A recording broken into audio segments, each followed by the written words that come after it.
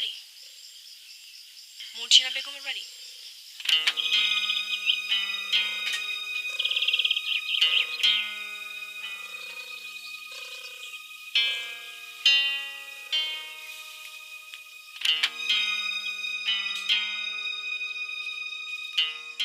আমি মর্জিনা।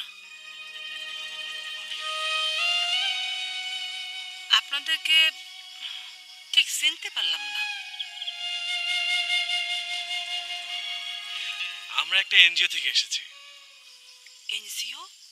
কি দিয়ে আসতে বলিছে? আমি কি আপনাদের আসতে বলেছি? তো কি উদ্দেশ্যে এসেছেন? না মানে এক্ষুনি আমার বাড়ি থেকে বের হয়ে যান।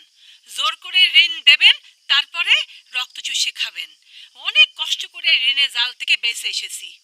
না খেয়ে থাকলেও আর কোনোদিন আমি ঋণ নেব না। আপনারা এখান থেকে চলে যান।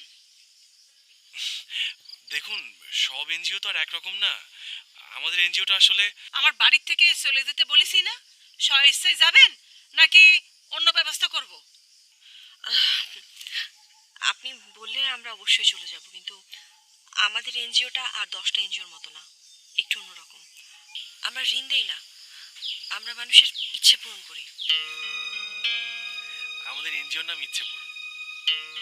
ঋণ না দিলে এনজিও? সেটা আবার কিরম এনজিও? আমাদের বলতে না দিলে তো আপনি জানতে পারবেন না। আমরা বাংলাদেশের প্রতিটা গ্রাম থেকে একটা পরিবারকে বেছে নিই। দরিদ্র পরিবারের যত ইচ্ছে আছে অপূর্ণ, সেগুলো আমরা পূরণ করি। হ্যাঁ, বুঝতে পেরেছি।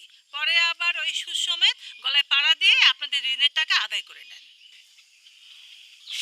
না না, এই টাকা আমাদের আর ফেরত দিতে হবে না। আমরা একেবারে যা দেই নিঃস্বার্থভাবেই দেই। ও, তাই কন?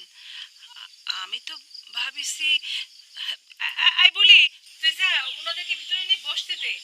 ফুলি, তোর ভাইজানদের খবর দে, শিগগিরই আসতে বলেছি, দেরি যেন না করে।